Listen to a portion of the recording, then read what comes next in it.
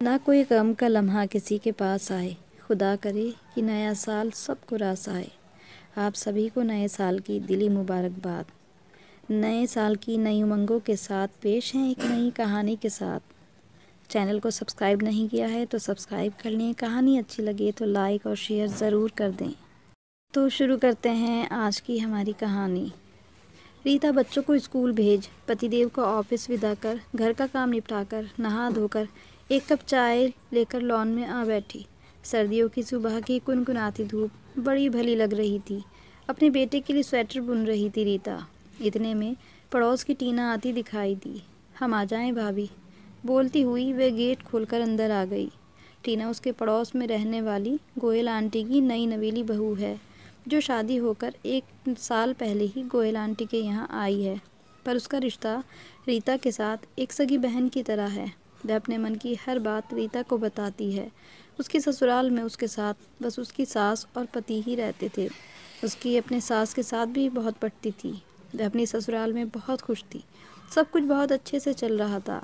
फिर एक दिन अचानक न जाने टीना के साथ क्या हुआ। वह बहुत परेशान थी। वह रीता के पास गई। वह बड़ी बेचैन लग रही थी। रीता भी उससे पूछे बिना ना रह सकी। तब उसने बहुत हिचकिचाते हुए रीता को जो कुछ भी बताया, वह सुनकर तो रीता के भी पैरों तले ज़मीन निकल गई और वह टीना को कुछ भी ना कह सकी। जैसे ही टीना आकर बैठी, रीता भी उठने का उपक्रम करते हुए बोली, अरे आओ टीना। टीना को मालूम है कि इस वक्त रीता खाली होती है, इसलिए जब भी कभी आती है इसी वक्त आती है। टीना, तुम बैठो, मैं एक कप चाय बना लाऊं। कहते हुए रीता उठ ही रही थी कि उसने हाथ पकड़कर बिठा लिया। बोली, भाभी बिल्कुल इच्छा नहीं है। टीना बहुत बेचैन सी लग रही थी। रीता भी उसकी बेचैनी का कारण पूछे बिना ना रह सकी। वैसे तो जब से वो विवाह के बाद आई है, टीना और रीता से इतनी घुल मिल गई है कि दोनों ही अपने मन की बातें एक दूसरे से करती रहती हैं। पड़ोस में ही गोयल आंटी टीना की सास रहती हैं। उनके बच्चे भी रीता से काफ़ी खुले हुए हैं, ख़ास तौर से छोटा वाला वंश यानी टीना का पति। जब वंश का विवाह हुआ तो गोयल आंटी ने काजल डालने की रस्म रीता से ही करवाई और बड़ी भाभी होने का नेक भी दिया। मुंह दिखाई की रस्म के दिन जब रीता ने टीना के हाथ में अपना तोहफा रखा तो आंटी के कहने पर उसने रीता के पैर भी छुए। तब रीता ने ही कहा था, आंटी प्लीज़, इसे मैं अपने पैर नहीं छूने दूंगी, इसे तो गले से लगाऊंगी। मुझे तो इसे देखकर अपनी छोटी बहन की याद आ गई। उस दिन के बाद से दोनों के बीच एक अजीब सा रिश्ता बन गया। कहती तो टीना रीता को भाभी थी, पर मानती बड़ी बहन की तरह थी। शुरू शुरू में नए घर परिवार में सामंजस्य बिठाने में टीना को तकलीफ़ आती थी, जिससे रीता भी गुजर चुकी थी उस दौर से। इसलिए रीता ही टीना को सब कुछ समझाती और हर बात की सीख छोटी बहन के नाते से उसे देती। धीरे धीरे टीना भी अपने घर में घुल मिल गई। जैसे जैसे वक्त गुजरा, दोनों के रिश्ते और मजबूत होते चले गए। गोयल आंटी की बड़ी बहुएं अपने अपने घर जा चुकी थी, क्योंकि दोनों बड़े भैया बाहर नौकरी करते थे। वंश ही माँ के साथ रहता था, इसलिए टीना को ही घर संभालना था। टीना इस बीच प्यारी सी बेटी की माँ भी बन गई। अब तो वह घर परिवार में बहुत ही ज़्यादा व्यस्त हो गई, फिर भी समय निकालकर कभी कभी आ जाती। गोयल आंटी और टीना दोनों सास बहू में दोनों में काफ़ी पड़ती थी, इसलिए घर का माहौल बहुत खुशमिजाज बना रहता और टीना की ज़िंदगी बहुत अच्छी गुजर रही थी। टीना को देखकर कोई कह ही नहीं सकता था कि वह एक बच्चे की माँ है। गोरा रंग, सुतवा नाक, बड़ी बड़ी बोलती सी आंखें, घने काले बाल, अच्छा कद, कुल मिलाकर ऐसा लगता मानो अप्सरा ही ज़मीन पर उतर आई हो। मैं तो वंश से कभी कभी मजाक भी करती, तेरे जैसे लंगूर को ये हूर की परी कैसे मिल गई। इस पर वह भाभी आप भी कहकर रह जाता। बेटी भी माँ पर गई थी, बिल्कुल गुड़िया सी। टीना की ज़िंदगी में न कोई तनाव था, न वह अपनी सास, अपने पति, अपने ससुराल वालों के साथ बहुत खुशी खुशी अपनी ज़िंदगी गुजार रही थी। उसके माता पिता से अक्सर फ़ोन पर बात हो जाया करती थी। अपनी जिम्मेदारी समझते हुए वह अपने मायके कभी कभी ही जा पाती और वंश के साथ ही लौट आती, क्योंकि ससुराल में उसकी सास ही तो थी जिनका उन्हें उसे ध्यान रखना था। सब कुछ बहुत अच्छे से चल रहा था। फिर एक दिन अचानक न जाने टीना के साथ क्या हुआ। वह बहुत परेशान थी। वह रीता के पास आई। वह बड़ी बेचैन लग रही थी। रीता भी उससे पूछे बिना ना रह सकी। तब उसने बहुत हिचकिचाते हुए रीता को जो कुछ भी बताया, वह सुनकर तो रीता के भी पैरों तले ज़मीन निकल गई और वह टीना को कुछ भी ना कह सकी। फिर टीना बोली, भाभी आज हम काफ़ी तनाव में हैं, पर कैसे कहें सारी बातें, समझ ही नहीं आ रहा। आप भी ना जाने क्या सोचेंगी सुनकर हमारे बारे में। अरे पगली, ऐसी भी क्या बात हो गई? क्या वंश से लड़ाई हो गई या आंटी से कुछ कहा सुनी हो गई? नहीं भाभी, ऐसी कोई बात नहीं है। भाभी आप कसम खाइए, किसी से कुछ नहीं बताएंगी, यहाँ तक कि भाई साहब से भी नहीं। लो तुम्हारी कसम खाती हूँ, अब तो बोलो, ऐसी क्या बात हो गई? रीता का ये कहना था कि उसका रोना शुरू हो गया। रीता भी जैसे शॉक्ड रह गई। ऐसी क्या बात हो गई? अभी तक कभी टीना को इतना बेहाल नहीं देखा था। रीता ने उसको प्यार करते हुए चुप कराया और उसे बहुत तसल्ली दी कि चुप होकर पहले मुझे सारी बात बताओ, आखिर हुआ क्या है। रीता भी परेशान हो गई थी, क्योंकि उसे भी लग रहा था कि ज़रूर कोई बहुत बड़ी परेशानी है, वरना टीना तो बहुत हंसमुख रहने वाली लड़की है। छोटी छोटी बातों पर वह यूँ परेशान नहीं होती।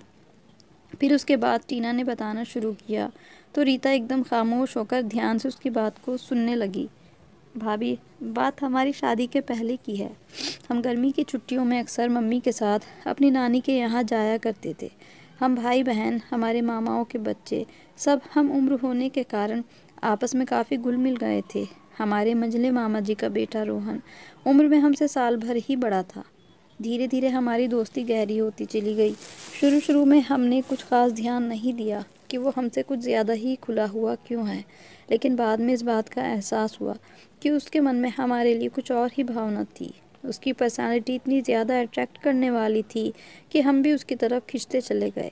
पिक्चर जाना, घूमना फिरना, घंटों बातें करना, ये सब हमें और करीब लाता गया। हमारी नानी कभी कभी हमारी मम्मी से कहती भी थी कि इस तरह इनका ज़्यादा मेल जोल ठीक नहीं। तब मम्मी कहती, माँ आप पुराने ज़माने की हो गई हो, आजकल के बच्चे अपने हम उम्र भाई बहनों के साथ दोस्तों का सा व्यवहार करते हैं, आप खामखा शक में ना पड़िए। इस पर नानी भी चुप हो जाती। काश उस समय नानी की बातों पर मम्मी ने ध्यान दिया होता। उम्र के उस नाजुक मोड़ पर जो रिश्ते बने, उनकी नैतिकता का एहसास हमें तब हुआ जब राहुल हमारे अपने घर लौट आने के बाद भी घंटों फ़ोन कर अपनी भावनाओं का इजहार करता। इस दौरान मेरा रिश्ता वंश के साथ तय हो गया और हमारी शादी पक्की हो गई। जब राहुल को ये सब पता चला तो वह मुझे धमकियां देने लगा कि मैं उसे धोखा दिया है और वह सब बड़ों के बीच ये बात खोल कर रख देगा। वह किसी भी हाल में मेरी शादी दूसरी जगह होने नहीं देगा। उस वक्त जैसे तैसे मैंने उससे कसम देकर रोक दिया, जबकि उसकी शादी तो हमसे पहले ही हो गई थी और हमारी तरफ उसका आकर्षण बना रहा। हमने उसे फ़ोन करने के लिए मना किया कि अब हमारी शादी होने वाली है, वह हमसे अब किसी भी तरह का ताल्लुक़ ना रखे, ना ही हमें फ़ोन करे। हमने उसे बहुत समझाने की कोशिश की तो वो हमें ही दोषी ठहराने लगा कि हमने उसकी भावनाओं के साथ खिलवाड़ किया है। फिर हमारी शादी के बाद मुझे कोई परेशानी नहीं हुई और ना ही उसका फिर कोई फ़ोन मेरे पास आया।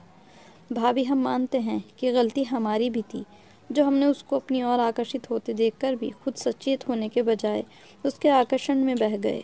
लेकिन अब परेशानी की बात यह है कि वह मेरी ससुराल में भी फ़ोन करने लगा है। हमने उसे फ़ोन करने से मना किया तो उल्टी सीधी बातें करने लगा। अब तो हर वक्त यही डर लगा रहता है कि अगर उसके फ़ोन के बारे में घर में मेरी सास या मेरे पति को पता चल गया तो फिर क्या होगा? मेरी तो ज़िंदगी ही बर्बाद हो जाएगी। भाभी, हम तो शर्म से डूबकर मर ही जाएंगे। वंश इतने अच्छे हैं कि हमने उनके साथ ऐसा धोखा किया, यह सोचकर ही हम बहुत शर्मिंदगी महसूस करते हैं। अब कल ही की बात है, राहुल का रात को फ़ोन आया था। फिर वह रटी रटाई बातें कह रहा था। इस पर हमने उसे बुरी तरह डांट दिया कि क्या तुमको ऐसी बातें करते शर्म नहीं आती? तुम्हारी बीवी है, बच्चे हैं, मैं भी एक बच्चे की माँ हूँ, क्या भी यह तुम्हें शोभा देता है? आगे फ़ोन किया तो मुझसे बुरा कोई ना होगा। इस पर वह बेशर्मी से बोला, ज़रूर फ़ोन करूँगा, एक बार नहीं बार बार करूँगा, बोलो क्या बिगाड़ लोगी मेरा? यह तो गनीमत थी भाभी कि उस वक्त तक ये ऑफिस से लौटे नहीं थे और मम्मी जी भी सो चुकी थी। अब आप ही कोई रास्ता बताइए, हमें तो कुछ भी समझ में नहीं आ रहा। और फिर वह सिसक कर रो पड़ी। हालांकि रीता भी एक उम्र दराज औरत थी, उसने भी दुनिया देखी है, इतना लिखती पढ़ती है उसके मन का हाल वह समझ रही थी और इस परेशानी का क्या हल हो ये सोचने लग गई। परेशान तो रीता भी हो उठी थी, नहीं चाहती थी कि कोई भी ऐसी घटना हो जिससे दो परिवार उजड़ें। टीना तो रो रो कर बेहाल हो रही थी और रीता कुछ ना समझ पाने की हालत में थी। उसे दिलासा दिया कि कोई ना कोई हल ज़रूर निकल आएगा। क्योंकि गलती टीना की भी थी, इसलिए मामला ज़्यादा उलझ गया था। अक्सर हम देखते हैं कि उम्र के उस नाजुक मोड़ पर ज़रा सा भी पाँव फिसला नहीं कि गर्त में धकेल देता है। पर उस समय अच्छे बुरे की समझ किसे होती है। बड़े बूढ़े कुछ दखलंदाजी करते हैं तो उन्हें दकियानूसी या उम्र का फासला कहकर अनजाने ही किशोर वर्ग ऐसी गलतियां कर बैठता है जिसका नतीजा कभी कभी बहुत भयावह हो सकता है। टीना तो पूरी बात बताकर चली गई, पर रीता का मन बहुत बेचैन हो उठा। सोचती रही कि इस मुसीबत से कैसे छुटकारा पाया जाए। कोई रास्ता नहीं सूझ रहा था। कहते हैं ना कि ऊपर वाला सारे दरवाजे एक साथ बंद नहीं करता, एक ना एक दरवाज़ा तो खुला छोड़ ही देता है। हर भूल को सुधारने के लिए रास्ता भी वही सुझाता है। हुआ यूं कि ऑफिस के काम से वंश को 6-7 दिनों के लिए टूर पर जाना था, पर सिर्फ वंश के जाने से रास्ता निकल नहीं रहा था। इसी बीच खुदा के करम से आंटी के सत्संग की औरतें ऋषिकेश जा रही थी। आंटी की भी जाने की इच्छा थी, पर टीना अकेली रह जाएगी ये सोचकर वह प्रोग्राम नहीं बना रही थी। तब मौके का फ़ायदा उठाने के लिए मैंने आंटी को दिलासा दिया कि टीना की देखरेख मैं कर लूँगी। आंटी को मुझ पर पूरा भरोसा था, इसलिए उन्होंने निश्चिंत होकर प्रोग्राम बना लिया। वंश और आंटी के जाने के बाद रात को सोने के लिए मैं उसके घर जाने लगी। पहली रात तो शांति से गुजरी। राहुल का फ़ोन आने पर क्या करना था ये हमने पहले ही सोच लिया। ऊपर वाले ने हमारी जल्दी ही सुन ली। दूसरी रात जैसे ही वंश का फ़ोन आया तो टीना ने ही फ़ोन उठाया। हालचाल पूछने के बाद कहा, राहुल, मम्मी जी यानी मेरी सासू जी तुमसे कुछ बात करना चाहती हैं। इस पर वह हकलाते हुए बोला, क्यों, आंटी जी को मुझसे क्या बात करनी है। वह आगे कुछ बोल पाता इससे पहले ही रिसीवर रीता ने ले लिया। रीता की आवाज़ सुनते ही वह घबरा गया। उसे उम्मीद ही नहीं थी कि टीना अपने ससुराल में उसके बारे में बता सकती है। उसे लगा कि टीना ने अपने घर में उसके फ़ोन के बारे में बता दिया है, इसलिए वह घबरा गया। तब रीता ने टीना की सास बनकर कहा, बेटा, मैं टीना की सास ही नहीं उसकी माँ भी हूँ, और वह भी मेरी बहू नहीं बेटी है। उसने तुम्हारे बारे में मुझे सब कुछ बता दिया है। अब ज़रा अपनी पत्नी को फ़ोन देना, उसको भी तुम्हारी ज़लील हरकतों के बारे में बता दूँ। इस पर वह माफ़ी मांगने लगा, कहने लगा, आंटी मैं कसम खाता हूँ आगे से टीना को परेशान नहीं करूँगा। मेरी पत्नी को पता चल गया तो हंगामा खड़ा हो जाएगा। वैसे ही वह बहुत शक्की स्वभाव की है, मेरी गृहस्थी उजड़ जाएगी। प्लीज़ आंटी ऐसा मत करना, प्लीज़, मैंने धमकाते हुए कहा। आगे कभी तुमने टीना को तंग करने की कोशिश भी की तो उसका अंजाम बहुत बुरा होगा। मेरा बेटा तो तुम्हें सीधा पुलिस के हवाले करने को बोल रहा था, वह तो मैंने ही उसे रोक लिया। और ये कहकर रीता ने फ़ोन रख दिया। टीना सारी बातें सुन रही थी। रीता ने जिस तरह से बात की थी उस पर राहुल को ज़रा भी शक न हुआ और वह यही समझ बैठा कि सच में ही टीना के ससुराल वाले उससे बात कर रहे हैं। टीना अपनी समस्या का यूं समाधान होते देख खुशी के मारे रो पड़ी और रीता के गले लग गई। तब रीता ही उसको प्यार से कहा, पगली, दुख में भी रोती है और खुशी में भी। जब तक ये तेरी बड़ी बहन तेरे साथ है किसी दुख की छाया भी तुझ पर नहीं पड़ने दूंगी। अरे ये तो अब ज़िंदगी भर तुमसे डरता ही रहेगा। ऐसे लोगों से निमटने का तरीका आना चाहिए। ज़िंदगी में भूल किससे नहीं होती, पर अपनी भूल का एहसास समय रहते ही कर लो तो नौबत यहाँ तक नहीं पहुँचती। उस रात हम काफ़ी देर तक बातें करते रहे। टीना बार बार शुक्रिया अदा करती रही। इतने दिनों के दिमागी तनाव के बाद अब वह काफ़ी सुकून का एहसास कर रही थी। मम्मी जी और वंश के लौट आने के दिन करीब आ रहे थे। रीता भी खुश थी कि समय पर ही सारी समस्याओं का अंत हो गया। इस घटना के बाद से टीना और रीता का रिश्ता और भी ज़्यादा मजबूत हो गया। उनमें और सगी बहनों में अब कोई फ़र्क ही न रहा। आज टीना 2 प्यारे बच्चों की माँ है, खुशहाल गृहस्थ जीवन गुजार रही है। टीना की सुखी गृहस्थी देखकर सुकून होता है। कभी कभी ख्याल आता है कि न जाने ऐसे कितने राहुल पैदा होते रहेंगे जिनके चंगुल में टीना जैसी भोली भाली बच्चियां फंस जाती हैं। ऐसी स्थिति में ये फ़र्ज़ है हम बड़ों का कि अपने बच्चों को सही मार्गदर्शन करें। जीवन की ऊंच नीच समझाएं, रिश्तों के नैतिक मूल्यों के बारे में बताएं। रीता की बेटी भी बड़ी हो रही है, वह भी काफ़ी सचेत है अपनी बेटी के लिए कि बेटी को भी रीता की टोका टाकी की आदत से कभी कभी वह कह उठती है, generation gap mummy, generation gap.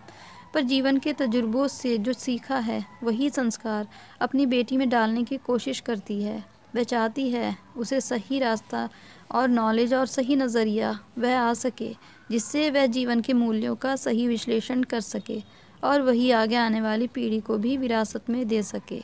कहानी अच्छी लगी हो तो इसे लाइक और शेयर ज़रूर कर दें। Thanks for watching.